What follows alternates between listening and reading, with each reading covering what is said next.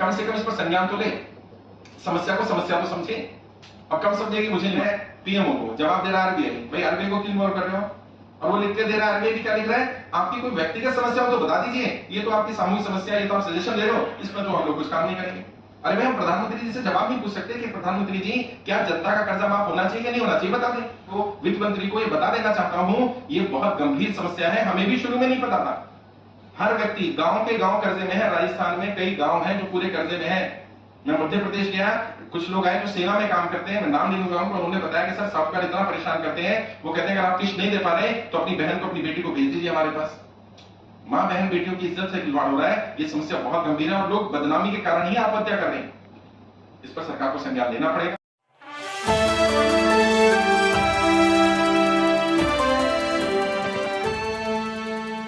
Cloud news इतनी बड़ी संस्था नहीं है कि हम सबकी मदद कर देंगे, और कर भी नहीं सकते। ये काम तो सरकार को करना चाहिए, सरकार के स्तर का काम है।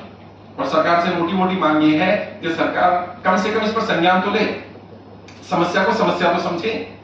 अब कम समझेगी मुझे नहीं मालूम। ये 3 लाख आप देख रहे हैं, एक फाइल में कम से कम शायद 10-10 हजार नंबर होंगे। ये 3 लाख लोगों का डाटा है ये हमारे पास, और हम कोशिश कर रहे हैं और ज्यादा डाटा इकट्ठा किया जाए। सरकार को ये डाटा भेजा जा चुका ऑलरेडी, हर महीने भेजा जा रहा है, लेकिन अब क्योंकि लोगों का भी पेशेंस जवाब देने लगा है, लोग हमसे पूछने लगे सर कब तक कर्जा माफ होगा कि नहीं होगा, सरकार इस पर क्या संज्ञान ले रही है। तो सरकार तो कोई जवाब नहीं दे रही। 1-2 बार व्हाट्सएप जरूर आया सरकार की तरफ से, मैसेज भी आया, सुरभि जी को लेटर आया आरबीआई से। अब हमने लेटर भेजा है पीएमओ को, जवाब दे रहा है आरबीआई, भाई आरबीआई को क्यों इग्नोर कर रहे हो? और वो लिख के दे रहा है, आरबीआई भी क्या लिख रहा है, आपकी कोई व्यक्तिगत समस्या हो तो बता दीजिए, ये तो आपकी सामूहिक समस्या है, ये तो आप सजेशन दे रहे हो, इसमें तो हम लोग कुछ काम नहीं करेंगे। अरे भाई हम प्रधानमंत्री जी से जवाब नहीं पूछ सकते कि प्रधानमंत्री जी क्या जनता का कर्जा माफ होना चाहिए या नहीं होना चाहिए, बता दें। और कब तक नहीं बताएंगे। मैं आपके माध्यम से प्रधानमंत्री को, भारत की सरकार को, वित्त मंत्री को ये बता देना चाहता हूं, ये बहुत गंभीर समस्या है, हमें भी शुरू में नहीं पता था। हर व्यक्ति गांव के गांव कर्जे में है। राजस्थान में कई गांव हैं जो पूरे कर्जे में है। मैं मध्य प्रदेश गया, कुछ लोग आए जो सेना में काम करते हैं, मैं नाम नहीं लूंगा, उन्होंने बताया कि सर साहूकार इतना परेशान करते हैं, वो कहते हैं अगर आप किस्त नहीं दे पा रहे तो अपनी बहन को अपनी बेटी को भेज दीजिए हमारे पास। मां बहन बेटियों की इज्जत से खिलवाड़ हो रहा है, ये समस्या बहुत गंभीर है और लोग बदनामी के कारण ही आत्महत्या कर रहे हैं। इस पर सरकार को संज्ञान लेना पड़ेगा, नहीं तो सबसे बड़ी सरकार के पास जाएंगे, जनता के पास जाएंगे। वैसे जनता के प्रतिनिधि क्योंकि सांसद होते हैं, तो ये दिखा बेटा, ये लेटर है, सभी 543 सांसदों को लेटर भेजा जा रहा है। उस लेटर में भी यही मांग की जा रही है। देश के सभी 543 सांसदों को ये लेटर भेजे जा रहे हैं, व्हाट्सएप के माध्यम से भी भेजे जा रहे हैं, मेल के माध्यम से भेजे जा रहे हैं, फिजिकली बाय हैंड हमारी टीम दिल्ली में उनके निवास स्थान पर देकर आ रही है, बाय पोस्ट भी भेजा जा रहा है, स्पीड पोस्ट से, रजिस्टर्ड पोस्ट से, ताकि वो ये ना कह सके कि हमें लेटर नहीं मिला। व्हाट्सएप पे भी कम्युनिकेट कर रहे हैं, मेल पर भी कर रहे हैं, लेटर घर पर भेज रहे हैं, लेटर पोस्ट कर रहे हैं। और सांसदों से जवाब पूछा जा रहा है, क्या जनता की कर्जा माफी पर वो सहमत है कि नहीं है। और सवाल क्या है, सिर्फ ये, क्या आपके लोकसभा क्षेत्र के जनता जो कर्जे की दलदल में फंसी हुई है, क्या सरकार को उसका कर्जा माफ करना चाहिए कि नहीं करना चाहिए।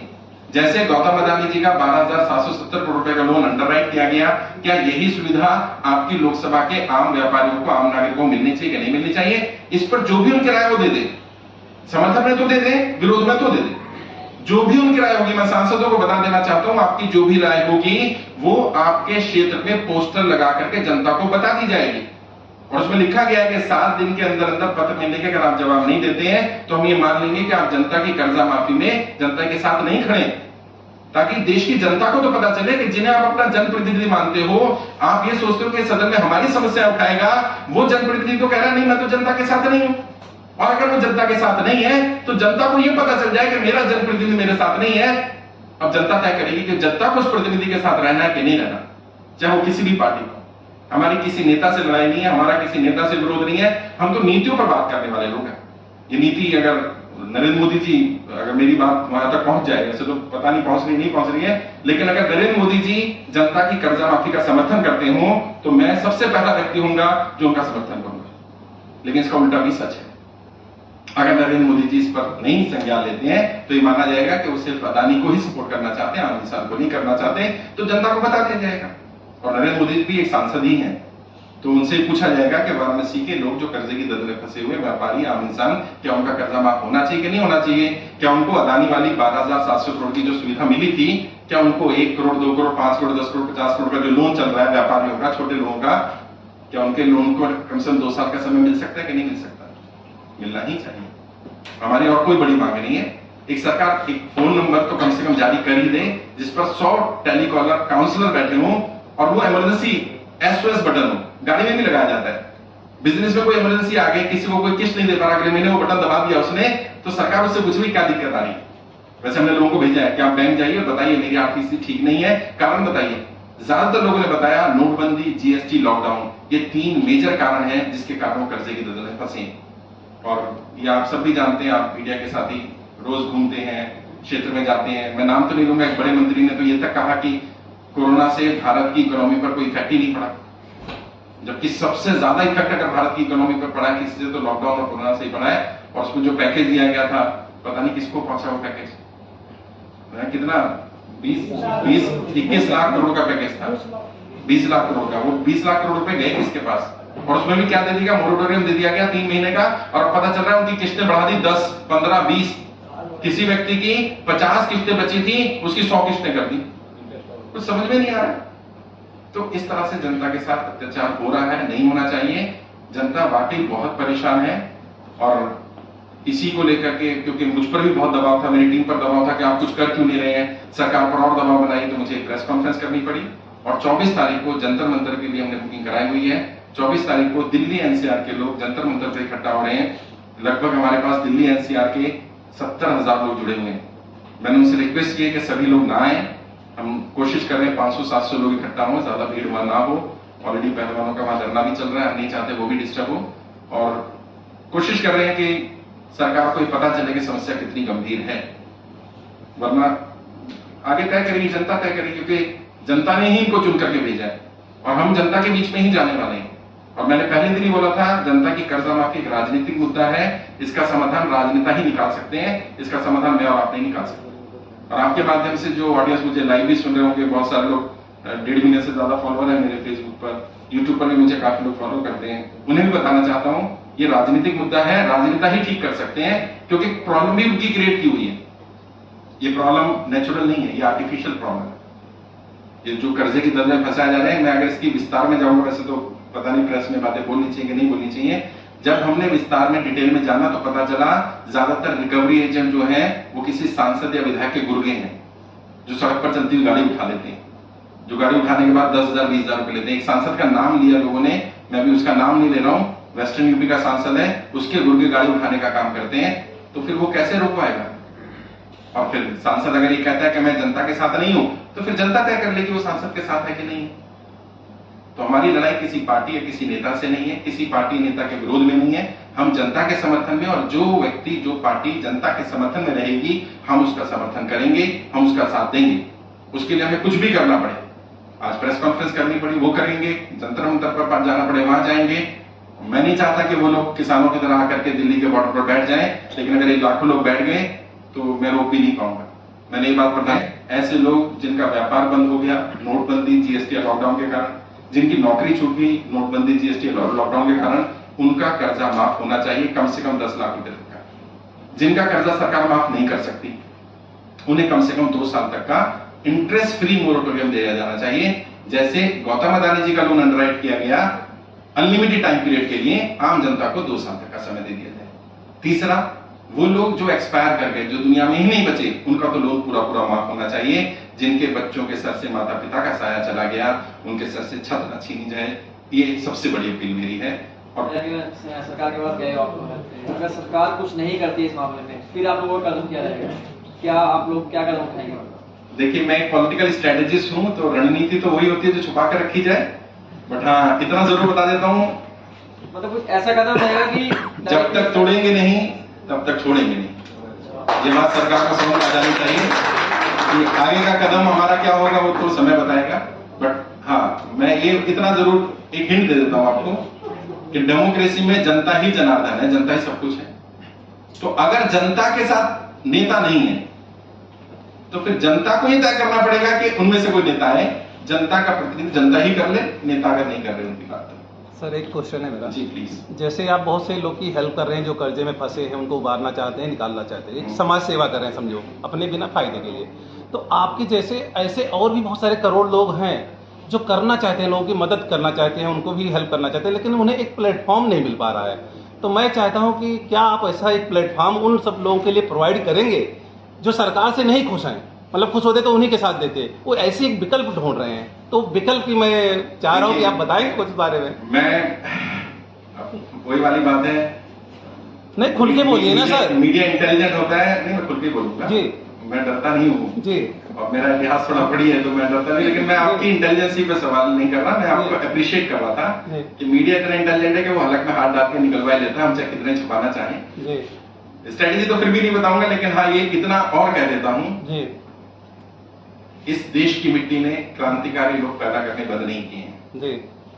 उनके नाम और चेहरे जरूर अलग अलग हो सकते हैं, लेकिन आज भी ये मिट्टी बहुत जरखेज है, बहुत उपजाऊ है, क्रांतिकारी लोग पैदा कर रही है। और एक किशन पटनायक जी सांसद रहे 3री लोकसभा में, उन्होंने एक किताब लिखी थी, उड़ीसा से सांसद थे, उसका शीर्षक था विकल्पहीन नहीं है दुनिया। तो विकल्पहीन तो नहीं है, विकल्प तो तैयार हो जाएगा। बहुत ही अच्छी बात है। एक क्वेश्चन और है इसी में सर, अगर समय हो तो मैं पूछ सकूं। पूछिए। तो जैसे आपने बोला विकल्प हम बताएंगे बाद में लेटर, मैं बोलता हूँ सपोज इन केस आपको सरकार बना दी जाती है, आप पीएम बन जाते हैं भारत के, तो क्या एकदम से सारा कर्जा पूरा भारत का माफ कर देंगे? देखिए पहली बात तो मैं मानता हूं देश का प्रधानमंत्री, भारत का प्रधानमंत्री एक ऐसे वर्ग से होना चाहिए जिन पर हमेशा अत्याचार हुआ, अन्याय हुआ और जो असली मालिक है मूल निवासी। तो मैं प्रधानमंत्री का दावेदार नहीं हूं, पहले तो ये बता देना चाहता हूं। मेरा एक सपना है, मैं भारत का राष्ट्रपति बनना चाहता हूं और कुछ करने के लिए नहीं बनना चाहता, कुछ करके बनना चाहता हूं, और वो भी आज से 30-40 साल बाद। तो वो तो सवाल ही खत्म हुआ।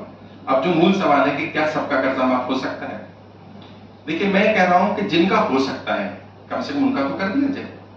ज्यादातर लोग जो आत्महत्या करें वो कौन लोग हैं? जिनके ऊपर छोटा कर्जा है, खासकर से साहूकारों का, रिश्तेदारों का, जानकारों का, और वो उस बदनामी, जो मैंने कहा ना कर्जे से नहीं मर रहे लोग, बदनामी से मर रहे हैं, उस बदनामी से मरते हैं। तो वो कम से कम मैं समझता हूँ 10 लाख तक का लोन सबका माफ हो सकता है। जब बड़े बड़े उद्योगपतियों का 20 लाख करोड़ रुपए का लोन अंडरराइट किया गया तो वो पैसा कहीं से तो गया होगा। तो यार 10 लाख, 1 करोड़ लोगों का 10 लाख रुपए तक का लोन माफ करेंगे तो 10 लाख करोड़ रुपए, और वो भी मैं ही नहीं कह रहा तुरंत माफ कर दो, 2 साल का 5 साल का समय लो, 1-1 लाख रुपए माफ करते चले जाओ। देश के पास संसाधनों की कमी नहीं है, प्रॉब्लम यह है कि संसाधनों का जो डिस्ट्रीब्यूशन है वो गलत है। अभी मैं पढ़ रहा था कि देश में जो जीएसटी का कलेक्शन है, टॉप 10% सिर्फ 3% जीएसटी देते हैं और बॉटम के 50% जिनके पास देश की संपत्ति केवल 3% है वो 50% जीएसटी देते हैं, उन पर वजन ज्यादा है। तो इसको अगर बैलेंस करेंगे तो हो जाएगा, कोई ना कोई मार्ग निकलेगा।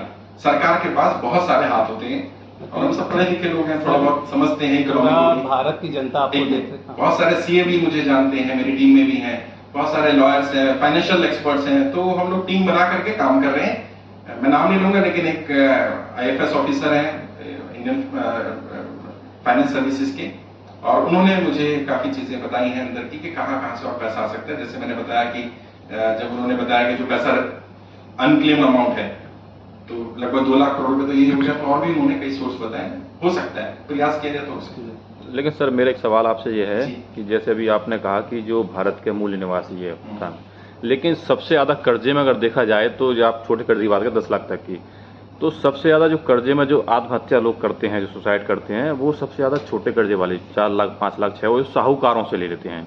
लेकिन जब ये अपनी बात वहाँ अपने किसी प्रतिनिधि को या वहाँ गवर्नमेंट किसी समझ रखते हैं तो वो इससे पड़ला झाड़ लेते हैं। इसमें हमारा कोई वो समस्या ये है कि बिल्कुल सही कह रहे हैं आप, जो प्राइवेट फाइनेंसर से पैसा लिया जाता है ना, उसका कोई प्रूफ तो होता नहीं है, और एंड मोमेंट पर फाइनेंसर भी मुकर जाता है अगर ज्यादा बड़ा केस बन जाए। वैसे तो पुलिस वाले भी सब उनके साथ इन्वॉल्व होते हैं, वो केस बनने ही नहीं देते हैं, लेकिन फिर भी सरकार कैसे मदद करे। मेरे पास एक व्यक्ति आए, उन्होंने कहा सर मैं फॉर्म नहीं भर सकता आपका, मैं अपनी जानकारी डिस्क्लोज नहीं करना चाहता और आप मेरा लोन माफ करा दो। मैं कैसे करा दूंगा भैया? और लोग जो बदनामी के साथ कारण या डर के कारण नहीं आ रहे ना, कल बदनामी ना हो जाए, ये मेरे खिलाफ केस ना कर दे, मैं उन्हें भी कहना चाहता हूँ डर से बाहर निकलिए। कीमत चुकानी पड़ेगी साहब आपको, चुप रहने की कीमत भी चुकानी पड़ेगी और बोलने की भी कीमत चुकानी पड़ेगी। बोलने की कीमत सिर्फ आप चुकाएंगे, चुप रहने की कीमत आपकी आने वाली पीढ़ियों को भी चुकानी पड़ेगी। तो बेहतर है बोलिए, बदनामी के डर से कि लोगों को पता चल जाएगा मैं कर्जे में, ना बताना, फॉर्म ना भरना, तो सरकार तक दबाव पड़ेगा कैसे? मान लो 3 लाख लोग भी फॉर्म ना भरते तो मैं सरकार को क्या दिखाता कि लोग परेशान है? सरकार कहते आपके ऊपर कर्जा तो बता दो। अभी भी एक व्यक्ति ने मुझसे कहा, व्यक्तिगत रूप से भाजपा के हैं, उन्होंने कहा साहब आपके ऊपर कोई कर्जा है ना तो बता दो यार, हम आपका माफ करना। मैंने मेरे ऊपर कर्जा नहीं, मेरी टीम पर कर्जा नहीं, और हो भी हमारा मत माफ करना, पहले भाजपा के समर्थकों का कर दो। हाँ, तो वो हैरान हुआ, कह रहे हैं आप कैसे बोल रहे हो? मैंने आप ही तो बोलते हो मैं भाजपा का विरोधी हूं। मैं कह रहा हूं भाजपा के समर्थक कौन है? व्यापारी। ज्यादातर व्यापारी भाजपा का समर्थक है, सबको पता है। सबसे पहले भाजपा के समर्थकों का माफ करो, और बताओ एक हिंदू मुस्लिम करने लगा कि नहीं। लेकिन सर इसमें जैसे कि आपने कहा कर्जा मुक्ति, ये छोटे छोटे जो फाइनेंसर हैं जो अलग अलग जाके, मैंने कई जगह स्टिकर लगे देखे हैं कि लोन चाहिए आइए, तो ये इस तरह के उसमें कहीं ना कहीं सरकार उनको भी तो जो गलत तरीके से अप्रिशिएट करती है वो भी तो गलत है। मैंने बताया ना, सरकार तो डायरेक्ट नहीं करती है, लेकिन जिन किसी के थ्रू होता है, लेकिन कम से कम है तो वो मतलब पब्लिक को बेवकूफ बनाने वाला ही काम। नेताओं के गुर्गे हैं। हमारी भी टीम में एक महिला थी, मैं नाम तो उनका भी नहीं लूंगा, दिल्ली की ही एक नेता के भाई वहां ब्याज का काम करते थे, तो पुलिस में तो चलनी है उनकी, और वो साहूकार है, तो वो गाली गलौज भी कर रहा है, बदतमीजी कर रहा है, उसका कोई उसके ऊपर एक्शन नहीं लिया जा रहा। तो सरकार तो डायरेक्ट इन्वॉल्व नहीं है, लेकिन हाँ नेता तो इन्वॉल्व है इसमें, और उनका समीकरण इलाज यही है कि सामने बिठाया जाए कि इसकी समस्या है। लेकिन सर उन जो इस तरह का काम करे उसके लिए आपकी क्या रणनीति रहेगी? जो इस तरह के छोटे, देखिए मैं समझता हूँ जिनके पास लाइसेंस नहीं है उनको तो एनबीएफसी का लाइसेंस दे ही देना चाहिए, जब काम तो वो व्यापार कर ही रहा है, और उसको भी समझा दिया जाए लाइसेंस लेगा तो रूल भी फॉलो करने पड़ेंगे, क्योंकि एनबीएफसी वाले फिर भी कम बदतमीजी कर रहे हैं। जो प्राइवेट फाइनेंसर है, लेंडर है, जिनके पास लाइसेंस ही नहीं है, उसकी कोई धरपकड़ नहीं है ना, उसने कितनी ट्रांजेक्शन करी, कितना पैसा दिया, उसका कोई रिकॉर्ड नहीं है। और जो व्यक्ति फाइनेंस का काम कर रहा है उसको एक्सपीरियंस भी है, तजुर्बा भी है, उसके एक्सपीरियंस का लाभ ले लेना सरकार कि उसको भैया लाइसेंस दे देंगे। एनबीएफसी के रूल थोड़े इजी कर देंगे कि भैया तेरे को 2 करोड़ रुपए नहीं देना, 50 लाख में भी तेरे को लाइसेंस मिल जाएगा, कम से कम सरकार के पास कुछ जीएसटी कलेक्शन होना शुरू हो जाएगा, और उसका ईमानदारी से व्यापार कर लेगा तो उसका पैसा डूबेगा नहीं कम। एनबीएफसी का कम डूबता है, प्राइवेट फाइनेंसर का पैसा बहुत ज्यादा डूबता है, तो करेंगे, उसके लिए भी प्रयास करेंगे। लेटेस्ट अपडेट पाने के लिए हमारे चैनल क्लाउड न्यूज को अभी लाइक करें, सब्सक्राइब करें और बेल आइकन दबाना बिल्कुल ना भूलें।